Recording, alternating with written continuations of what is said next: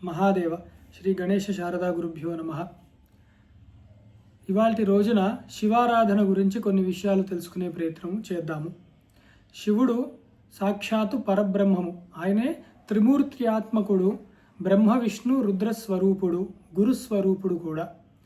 ఆ పరమశివుడు మనకి సగుణ సాకారముగా దర్శనమిచ్చినప్పుడు అనేక రూపములుగా, అర్ధనారీశ్వరుడిగా, హరిహరమూర్తిగా, అలాగే నటరాజుగా, లింగముగా, లింగమూర్తులుగా, అలాగే యోగమూర్తి, ధ్యానమూర్తి, ప్రదోషమూర్తి, దక్షిణామూర్తి, ఎన్నో సగుణ సాకార రూపములుగా కూడా మనకి గోచరిస్తూ ఉంటాడు.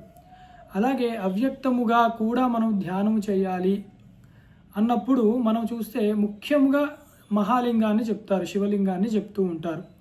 శివలింగం మనం చూసాం, అది సగుణ సాకారమా అంటే ఉంది, ఒక రూపం గోచరిస్తోంది, గుణము గోచరిస్తుంది దాని ధాతువు బట్టి. కానీ యథార్థానికి దానికి కళ్ళు, చెవులు, ముక్కు అలాంటి అంగములు, అవయవాలు ఉన్నాయా అంటే అవి లేవు. అందుకని మనం దాన్ని నిరాకారం అనే చెప్పవలసి ఉంటుందన్నమాట. అంటే యథార్థమైన పరబ్రహ్మం యొక్క తత్వం ఏదైతే నిరాకార పరబ్రహ్మము అని చెప్తామో అది ఈ లింగ రూపంలో మనకి తెలుస్తుంది. అదే మనం చెప్పాము, విష్ణువుని సాలగ్రామంలో, అలాగే శివుడిని లింగంలో, అమ్మవారిని శ్రీచక్రంలో, ఇలాగ అనేక పద్ధతులు నిరాకార ఆరాధనని మనము చేసుకునేది మనకి పెద్దవాళ్ళు ఇచ్చే ఉన్నారు, ఋషి సాంప్రదాయం కూడా అది. అయితే శివుడు పంచముఖుడుగా మనకెప్పుడు భాసిస్తూ ఉంటాడు. 5 ముఖములతో ఉంటాడు పరమేశ్వరుడు. ఏమిటవి అంటే సద్యోజాతం, వామదేవం, అఘోరం, తత్పురుషం, ఈశాన్యం అని ఈ 5 ముఖాలతో పంచబ్రహ్మలుగా మనకి దర్శనమిస్తూ ఉంటాడు. ఏమిటి 5 ముఖాలు అంటే సృష్టి, స్థితి, లయ, తిరోధానము, అనుగ్రహము అన్న పంచకృత్యములు చేస్తూ ఉంటాడు పరమశివుడు. అది మనకి తెలియాలన్నమాట. సృష్టి, స్థితి, లయములు అన్నది మనకు అర్థమవుతోంది. సృష్టించడము, ఈ జగత్తు అంతా 14 భువనములన్నీ కూడా బ్రహ్మాది పిపీలికాంతం పర్యంతము ఆయన సృష్టికర్త బ్రహ్మ రూపంలో ఉంటున్నాడు, అదే శివుడు. అలాగే ఈ 14 భువనములని కూడా స్థితికారకుడు అయి అంతటా వ్యాపించి చైతన్య రూపము అయి ఉన్నది కూడా ఆ శివుడే విష్ణు స్వరూపంలో మనకి గోచరిస్తూ ఉంటాడు. అట్లాగే రుద్రస్వరూపంలో పని అయిపోయిన తర్వాత, కర్మలు అయిపోయిన తర్వాత ఆ 14 భువనములను తనయందు లయము చేసుకునేవాడే ఆ రుద్రస్వరూపమైన ఆ శివుడు. తరువాతిది వచ్చేది అనుగ్రహము. తిరోధానము, అనుగ్రహం అని 2 కృత్యములు కూడా మనకు కనపడతాయి. తిరోధానము అంటే అజ్ఞాన దశలో జీవుడు ఉన్నప్పుడు వాడి కర్మలు ఈ శరీరముతో ఉదాహరణకు చేసినప్పుడు దానికి తగ్గ పుణ్యపాపములు కర్మలు వాడు చేసినప్పుడు శరీరము కొంతకాలానికి విడిచిపెడతాడు. ఆ విడిచిపెట్టాక వాడి లింగ శరీరము, చూసారు అక్కడ కూడా లింగ శబ్దము వాడబడింది. ఆ మనస్సు, బుద్ధి, చిత్త, అహంకారములతో కూడుకున్న ఇంద్రియ శక్తి దేనిలో అయితే ఉండిపోతుందో దాన్ని లింగ శరీరము అంటాం. ఆ జీవుడినే లింగ శరీరము అంటామన్నమాట. ఆ లింగ శరీరము అవ్యక్తములో వెళ్తుందన్నమాట. అవ్యక్తాని భూతాని వ్యక్త మధ్యాని భారతాని, ఈ విషయాన్నే కృష్ణ పరమాత్మ కూడా గీతలో చెప్పి ఉన్నాడు. అయితే ఆ అవ్యక్తంలో వెళ్ళిన లింగ శరీరానికి తగిన పుణ్యపాపములు అవి ఇవ్వడానికి తరువాతి మళ్ళీ జన్మలోకి ఆ పరమాత్మయే తిరోధానం తిరిగి మళ్ళీ పంపిస్తూ ఉంటాడనమాట. ఉపాధులలోకి, శరీరములలోకి వారి కర్మలను, గుణములను ఆశ్రయించి పంపిస్తూ ఉంటాడన్నమాట. దాన్ని ఆధారంగా తీసుకొని దాన్ని తిరోధానము అంటూ ఉంటాము. అట్లాగే అనుగ్రహము, ఇంకా ఆ జీవుడు మోక్షము సాధించిన తర్వాత వాడిని అనుగ్రహము అంటారు. ఆ కార్యం మోక్ష ప్రదాత అయిన పరమేశ్వరుడు ఎప్పుడైతే జీవుడిని తరింపజేస్తాడో, ముక్తిని ఇచ్చి దాన్ని, ఆ ప్రక్రియని, ఆ కార్యాన్ని మోక్షము, అదే అనుగ్రహము అంటారనమాట. పరమేశ్వరుడు అనుగ్రహం వచ్చింది అంటే ఏమిటి అంటే అక్కడ మోక్షమే చెప్పబడి ఉంది. మొదటి 4 కృత్యములు ఏమిటి అంటే సృష్టి, స్థితి, లయ, తిరోధానములు. అవి మనకి అజ్ఞాన దశలో, సంసార దశలో, అవిద్య దశలో, జీవ భావనలో, దేహాత్మ భ్రాంతి ఉన్నప్పుడు జరిగే కృత్యములు. కానీ జ్ఞానికి, జీవన్ముక్తుడికి అనుగ్రహము అన్న కృత్యాన్ని, అంటే మోక్ష ప్రదాతనే పరమేశ్వరుడు ఆ పంచకృత్యములో మనకి తెలుస్తోందన్నమాట.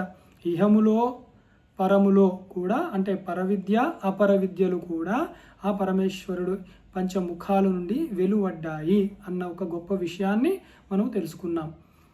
పరమేశ్వరుడికి ఈశ్వరుడికి చక్కటి అంటే ముఖ్యంగా చెప్పబడే పంచాక్షరి మంత్రము ఒకటి ఉన్నది. అది నా మా షి వా యా అని. ఇది ఎంత గొప్పది అంటే ఒక్కొక్క ముఖము ఇందాక చెప్పిన వాటిల్లోంచి ఒక్కొక్క అక్షరము వచ్చింది. అందులో ఒక్కొక్క కార్యమునకి కూడా సృష్టి స్థితి లయ తిరోధాన అనుగ్రహములకు కూడా చెప్పబడి ఉన్న మహోత్తరమైన పంచాక్షరి మహామంత్రము అది. పరమ సాత్వికమైన మంత్రం అది. ఆ పంచాక్షరి మహామంత్రము ఎంత గొప్పది అంటే ఆ ఒక్కొక్క అక్షరము ఒక్కొక్క పంచభూతములలో ఒక్కొక్క దానిని సూచిస్తూ ఉంటాయి. నా అన్నది నభము, అంటే ఆకాశాన్ని సూచిస్తుంది. మా అన్నది మరుత్, అంటే వాయువుని సూచిస్తుంది. షి అన్నది శిఖ, అంటే అగ్ని తేజస్సు, దాన్ని సూచిస్తుంది. అలాగే వా అంటే వారి, అంటే నీరు జలము, దానిని సూచిస్తుంది. ఇంకోటి యా, యా అంటే జ్య అన్నమాట, భూమికి పేరు. అది పృథివీ తత్వాన్ని సూచిస్తుంది. పంచభూతములను సూచిస్తూ పంచభూత తత్వాన్ని సూచిస్తూ పంచభూతాత్మకుడై ఉన్నది ఆ పరమేశ్వరుడే అని మనకి స్పష్టంగా ఆ పంచాక్షరి మంత్రములో ఆ పంచభౌతికమైన తత్వము తెలుస్తుంది. పంచబ్రహ్మల యొక్క కృత్యము తెలుస్తూ దాని పరమార్థమైన మోక్షము అనుగ్రహ స్థితిని పొందే ఒక గొప్ప యోగ్యాన్ని కలిగించేది పంచాక్షరి మహామంత్రము. అందుకే మనం చూసినప్పుడు శివలింగానికి కూడా 5 ముఖాలు చెప్పబడతాయి. ఆ శివలింగం ఎటు ఉంది అంటే తూర్పు పడమర ఉత్తర దక్షిణాలు ఉంది. ఊర్ధ్వముఖానికి చూస్తూ ఉంటుందన్నమాట. ఊర్ధ్వముఖాన్ని చూడడమే అనుగ్రహము, మోక్ష సాధన, మోక్ష సిద్ధి అవస్థ. అది మనకి చక్కగా ఆ శివలింగంలో కూడా అదే తత్వం మనకి గోచరం అవుతూ ఉంటుంది. అందుకే సగుణ సాకారము నిర్గుణ నిరాకారము రెండు ఒకటే చెప్తూ ఉంటాయి. సాధకుడు ఆ స్థాయికి ఎదగగలగాలి వాడి చిత్తశుద్ధితో. అందుకే మనకి పంచారామ క్షేత్రాలు, పంచభూత క్షేత్రాలు లేదా అష్టమూర్తి తత్వాలు చెప్పబడే ఈ క్షేత్రాలు కూడా శివ సంబంధమైన క్షేత్రాలు మనము చూస్తూ ఉంటామన్నమాట. అష్టమూర్తులు ఇక్కడే కనపడతాయి. పంచభూతములు, అలాగే మనకి సూర్యలింగము, చంద్రలింగము, పశుపతి లింగము అని చెప్పి కూడా కనపడుతూ ఉంటాయి అన్నమాట. ఇవి అష్టమూర్తి తత్వాలు. వేరొక సంచికలో మనం అది చెప్పుకునే ప్రయత్నం చేద్దాం. తర్వాత లింగము అన్నప్పుడు కూడా మనము సామాన్యమైన లింగము అనము, దాన్ని జ్యోతిర్లింగం అన్న మాటతో అంటాం. 12 జ్యోతిర్లింగాలు. ఏమిటా జ్యోతి అంటే జ్ఞానమే జ్యోతి, మోక్షాన్ని అందించేదే జ్యోతి. అజ్ఞానమన్న చీకటులని తమస్సుని తీసివేసేదే ఆ జ్యోతి. అది లింగ స్వరూపంలో మనకి గోచరం అవుతూ ఉన్నది. అందుకే అంతటి జగద్గురువులైన వ్యాస మహర్షి కూడా మనకి లింగ పురాణము అని 18 మహాపురాణాల్లో లింగ పురాణం ఒకటి. దానిలో ఎంతో విశేషముగా కూడా ఆ పరమాత్మ తత్వాన్ని అందించారు. అది శివ సంబంధమైన పురాణము. అందులో ఎన్నో చరిత్రలు తెలుస్తాయి. శివ సంబంధమైన చరిత్ర తెలుస్తుంది. జ్ఞానానికి సంబంధించిన విషయాలు, సాధనకు సంబంధించిన విషయాలు కూడా ఎంతో చక్కగా మనకి తెలుస్తూ ఉంటాయి. అందుకే ప్రతి ఒక్కరూ కూడా శివ ఆరాధన తప్పకుండా చెయ్యాలి. అది సగుణమా నిర్గుణమా ఏదైనా శివ ఆరాధన చెయ్యాలి. అందుకే ఒకచోట వ్యాస మహర్షి చెప్తారు, దిగ్ భస్మరహిత ఫాలం దిగ్గ్రామ శివాలయం దిగ్ అనీశానార్చనం జన్మ దిగ్ విద్యామశివాశ్రయం అని అన్నారు. దిక్ అంటే ఛీ అని అర్థం, అంటే అసహ్యం అన్నమాట. చిచ్చి అంటాం కదా, అలాగా. దిక్ భస్మరహిత ఫాలం అంటే ఎవరినెత్తిన కానీ విభూతి సరిగ్గా లేకపోయినా లేదా వారి సాంప్రదాయ ప్రకారము ఏదైనా కుంకుమ బొట్టు అలా లేకపోతే ఆ ఫాలాన్ని చూడడం ఛీ అంటున్నారన్నమాట. అలాంటి ముఖాన్ని ఎవరు దర్శించకూడదు. అమంగళమైన ముఖము, భస్మం లేని ముఖం. అలాగే దిగ్గ్రామం శివాలయం, శివాలయము లేని గ్రామము ఛీ అంటున్నారన్నమాట. అలాంటి గ్రామంలో అడుగు పెట్టద్దు, ఎందుకంటే మంగళములు అక్కడ ఉండవు. ధిక్ అనీశార్చనం జన్మ అంటే ఒక జన్మ, వాడు మనిషి ఒక జన్మ ఎత్తాడు అన్నప్పుడు శివుడిని అర్చించకపోతే ఆ జన్మ వ్యర్థము ఛీ అంటున్నారనమాట. అలాగే దిగ్విద్యామ శివాశ్రయం, ఎన్నో విద్యలు చదివాం, ఎన్నో చదివాం అన్నాం.